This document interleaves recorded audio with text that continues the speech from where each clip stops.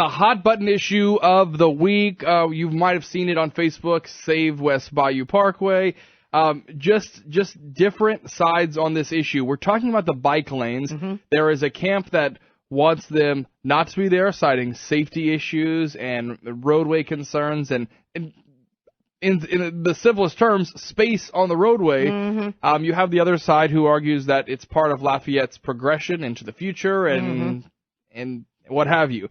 So we will have both sides on today. We sure will. Right now we have someone on the phone on the side wanting to get the bike lanes removed. A little bit later on in the show, someone in support of the bike lanes, and then we'll open up the phones for you to sound off on the issue, of course. You're always welcome to join the conversation at 232-1542. So joining us on the line, we have George Lachelet and Randy Modi, and we're going to talk a little bit about what their position is. Okay, so to kind of set the scene, when I was a kid, I grew up in Broadmoor, so we constantly used West Bayou Parkway, and then we go that way, and then you go up to Rena Drive, and you go the back way, Rivers Bend, to be able to get home.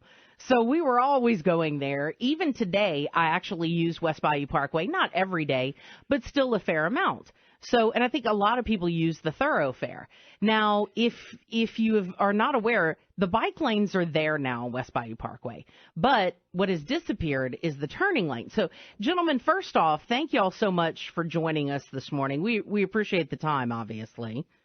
Happy to do so. Absolutely. So tell me, okay, what has it been like? And do you guys live right on this road, or you live near this road? What's your proximity? This is George. I live on the road, and Randy lives on Shannon Drive, which is, he doesn't have to go very far to get on the road. But, yeah. So I've lived on the road for 26 years, and I've always recognized the fact that it's a very heavily used road, and particularly when this Camellia Bridge went in, the traffic count went up dramatically, and it was problematic at that time. And so now we're in a situation where they're compressing what was 3 lanes into 2 lanes, and it's just gotten that much more congested.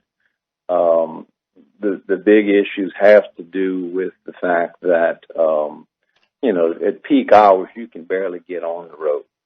It used to be you could kind of work your way into the traffic using the turn lane and then ultimately merge in when someone would let you in. Now you're in a situation where you have to have both directions of traffic open before you can come out, and those opportunities are few and far between at peak hours. So that's probably the biggest objection we've got to the whole situation. And the idea that it stays, you've got to recognize these bike lanes all day long, and it just complicates the situation dramatically. So why put together the petition, and what has happened since then? Are people interested in signing up, and what kind of conversations are going on? Well, most of the people we're talking to are primarily people living in the subdivision, and they're all experiencing the same issues that we are. And so it doesn't take long to get people to weigh in with regard to that. We're maybe not quite as technologically savvy as we would need to be in order to get the message out, so we really appreciate the opportunity to do so with you. But the people that we're speaking to, our peers, are primarily fairly opposed to the whole idea and recognize it as a very dangerous situation, the lanes being much smaller, and the idea that the traffic is going to slow down, I think, is not being realized. Cars are driving just as fast as they always did. They're just doing so with less area in which to navigate. Yeah, people do tend to speed on that roadway. When I usually come up, I drive off of South College and then usually turn left onto West Bayou Parkway, and often I would see the speed van in that area. And so I know, because I see everybody slamming on their brakes. Now, let me ask you from the standpoint, let's talk safety from another standpoint, and that is, let's say you're trying to back out of your driveway. Are you worried about bicycles also being in the bicycle lane? Is that a concern? I would never consider backing out of my driveway. Just too dangerous, huh? No. I've got a circular drive for that very purpose, and that I'm always going to head out front first, just because there's way too much traffic on that road. Yeah. So in you guys, in y'all's estimation, and for the people who have signed your petition, this plan looked good on paper, but the reality is, for the people who use it the most, meaning the drivers and the people in that neighborhood and those who use it for traffic purposes, that those concerns are not being met or not being, I guess, clearly attended to, versus, bike traffic, which may or may not be a constant on that roadway. See very few bikes, and I appreciate the fact that this is a new thing, and that, with time, possibly people would be more inclined to do it. My only concern is that it's going to become very unsafe with more bikes on the road, simply trying to get in and out of driveways and in and out of side streets. You've now got to look to see where's the bike and that sort of thing, but right now, it's not an issue. The only issue is that they've compressed the lanes, and people are texting, and they're driving too fast, and these little bitty lanes don't accommodate it. People are swerving across the center line or going into the bike lane. When you had the big space between the lanes, it was, not an issue, because if you swerved a little bit into the turn lane, it's no big deal. But this situation is very dangerous and very concerning to us. So what would be your thoughts? Hey, good morning. This is Rob now. We're talking about the space and how much, that's on the sides makes the lane smaller. You have the traffic.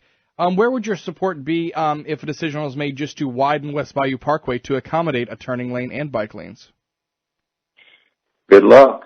That's you're talking about using people's yards. But I think the city does have claim to some footage across each person's front yard, and so whether it be the installation of a sidewalk or the widening of the road, certainly the city's right to do so. But if you're talking in terms of having bicycle lanes and traffic, and that needs to happen, absolutely, you're going to need to widen the road for it to be safe. Now, we contacted Joel Robideau to talk to us this morning, but he's got a hectic schedule today, and he said he couldn't join us today. So we'll work to maybe get some comments later in the day today. But he did say yesterday, he said on KATC that he would be listening to both sides. He's going to listen to both sides, and that safety is his number one priority. So my question would be, do you think your group should get together with the other group and talk about the issues? I have no problem with that. Someone put a post on Facebook yesterday with actually both of the petitions included in his post, and several recommendations regarding remedies were thrown out as possibilities, and the guy's name is Brady O'Neill. And Brady had some really good suggestions in there with regard to possibly the installation of sidewalks, possibly putting the bike lane on just one side of the road as opposed to using up so much of the road. Just these things, I think we could have some conversation around that and possibly come to a solution that works better for everybody. Interesting. Bernadette, yes, sir.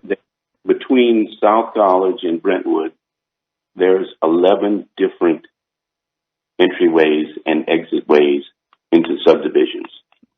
And all of these people are looking for ingress and egress out of their homes and their residences. I don't think we realize how much compression that we experience every day trying to get into that fast flow traffic. Yeah. If that lane in the middle goes away, it gives people so much frustration. They wait for up to 10 minutes, and then they get on the accelerator and they squeeze into that traffic. Mm-hmm. We've already had 2 accidents on the corner of Shannon and West Bayou Parkway in the last year. Now, yes, I'm sorry. Go ahead. Go ahead. Well, I was just going to say, would you guys have a message for the folks who are on the other side of the issue?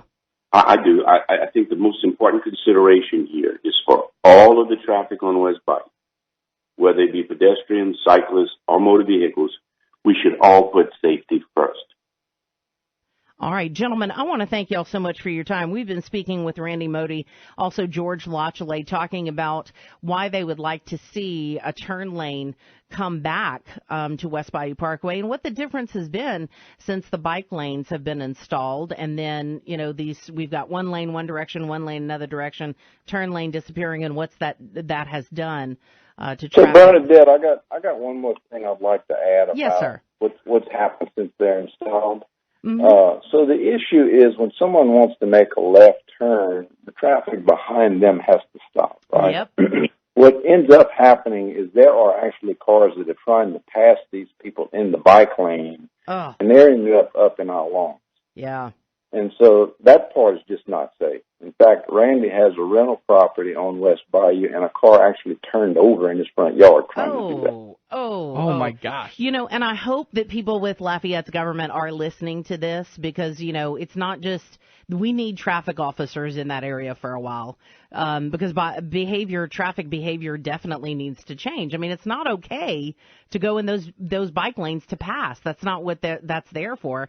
And, it's fine if you want to have the speed van. That's great. That slows down people who are speeding, but we need some traffic officers in that area. And we really, it sounds like, need a saturation. So if it does remain this way, whether it does or doesn't, safety needs to be the priority, and police need to be cracking down on this crazy behavior.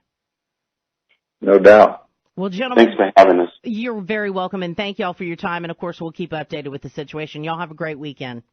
Okay. Thank you. You too. All right. Thanks so much. Appreciate it. A little bit later on in the show, we're going to have some folks on the other side of the issue, on the pro side, so I'm happy we got to hear from them, and two of them who live in the area. Position. Yeah. Absolutely. And, I think ultimately it's like a lot of times we talk about, right and wrong in a political campaign when the politicians probably all believe they're doing the right thing. Sure. Both sides of this, I think, really want the best. These guys aren't saying, oh, we don't want them on our street because we don't want to see them. Or right. It's a traffic issue. They don't have the turning lane. The cars go fast. Mm-hmm. It's a safety thing for them. So we'll talk to the guys. The bike people are great because, hey, man, they love biking. And for a lot of people, that's their way to get around, number one. And then number two, what if you want to make it your mode of transportation to get around, right? So I wonder if there will be a meeting, like maybe Mr.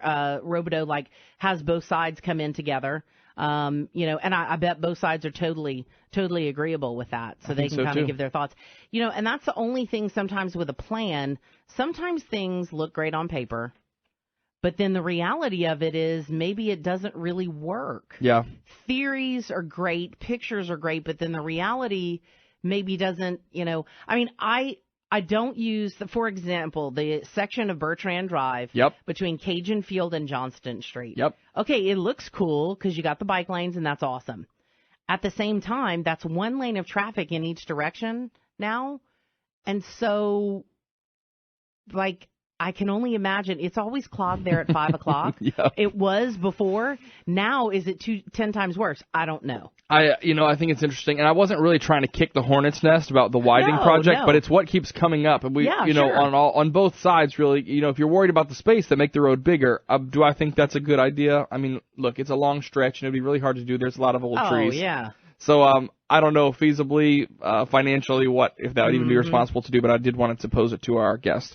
Coming up at 8:10, we will have someone from the Forward Lafayette movement, Saving the Bike Lanes, and then we'll take your opinions sounding off. Do you think we should have them? Should the area that we install bike lanes be limited to a certain area for why people are using it around campus, the St. Streets, etc.? Right, because those areas, I know there's a lot of activity in those areas. Sure is. One, so, and should we how do you do that? I mean, should we know how many people are biking versus the motoring public? I don't know. All things were thrown out there. We're going to keep the conversation going. You can find the whole story at KPEL 965 as well as Facebook. Just search KPEL News.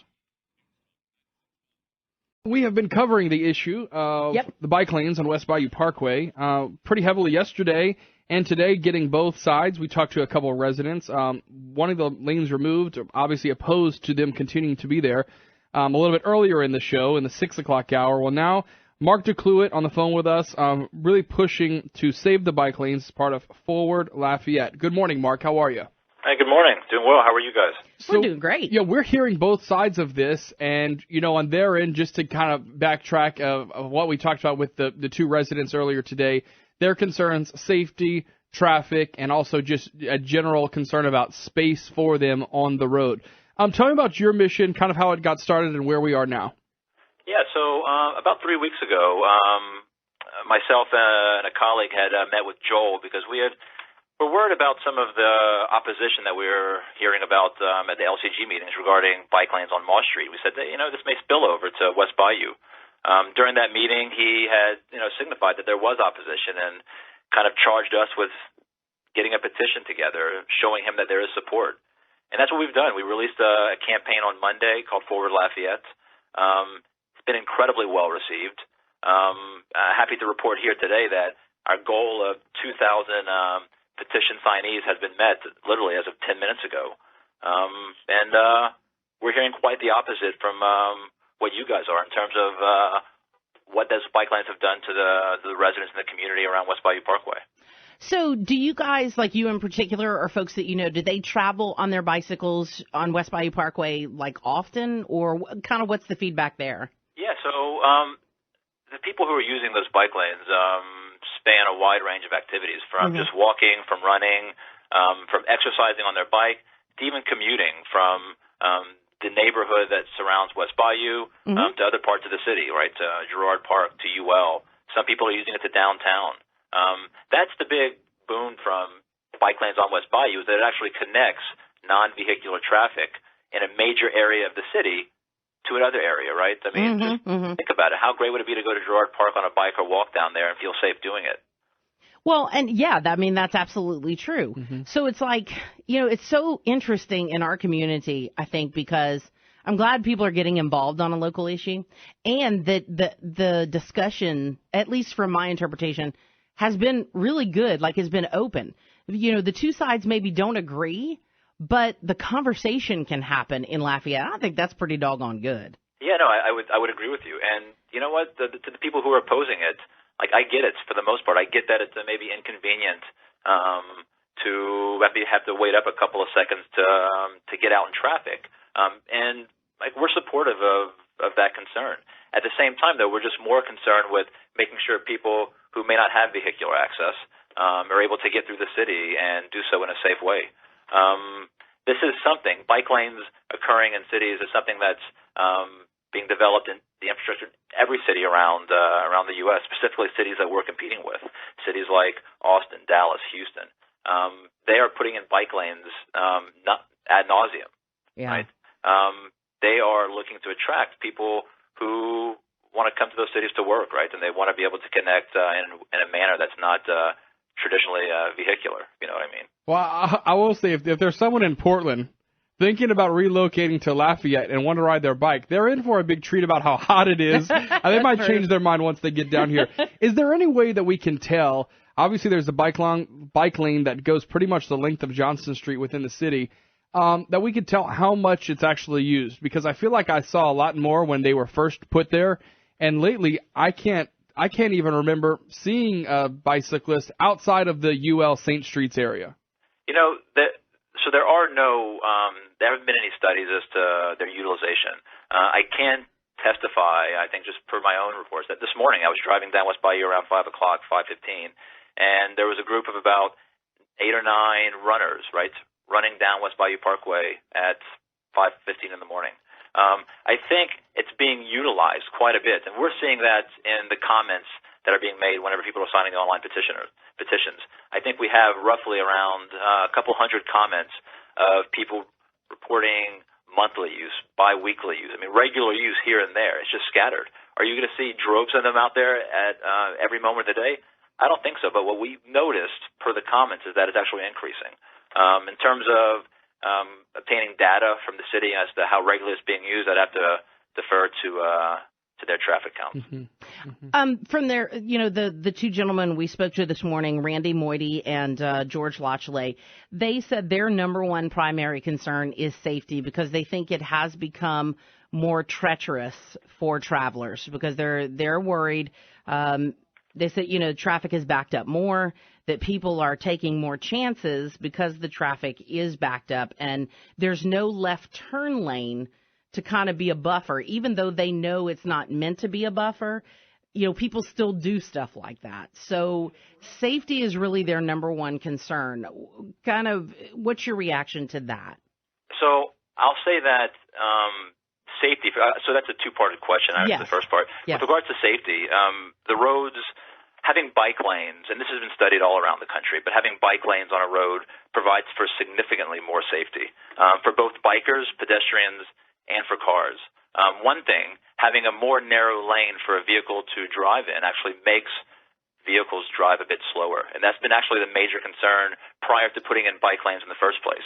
I remember back when Plan Lafayette came about in 2014. One of the main concerns about from residents in the area was people were using the center turn lane to pass other cars, almost like a suicide lane, if you would. That was a major concern to slow down traffic in the area. That's what the bike lanes have done. They've narrowed the lanes just a little bit and slowed down traffic. And that's what the response has been from the community, from our comments. We hear nonstop traffic is much, much slower. People feel more safe in their front yards. From a cyclist perspective, it's significantly much safer to have your own lane and not worry about cars trying to go around you as you're going down the road. Listen, cyclists were using the West Bayou Parkway before the bike lane was put in the first place. But having a lane for them to use as opposed to competing with cars is more safe all the way around. And I think the second part of your question, and it kind of spoke more to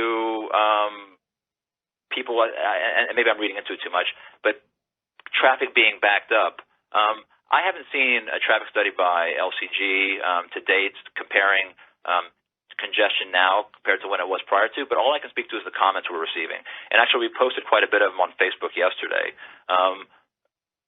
Residents of that area have noticed a significant decline in congestion in terms of how long it takes to get from A to B.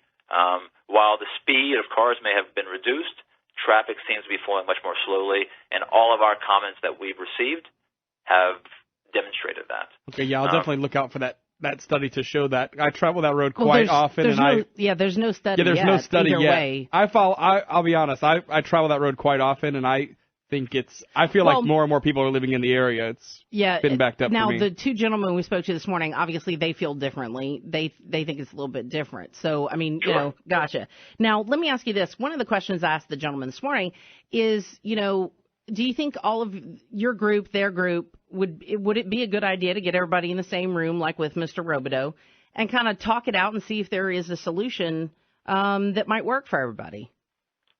Absolutely. I think it's worth a conversation. I think we're already having the debate, which is something the city has been sorely needed, right? Whenever there are conflicting issues, it should be hashed out and maybe in an open discussion, right?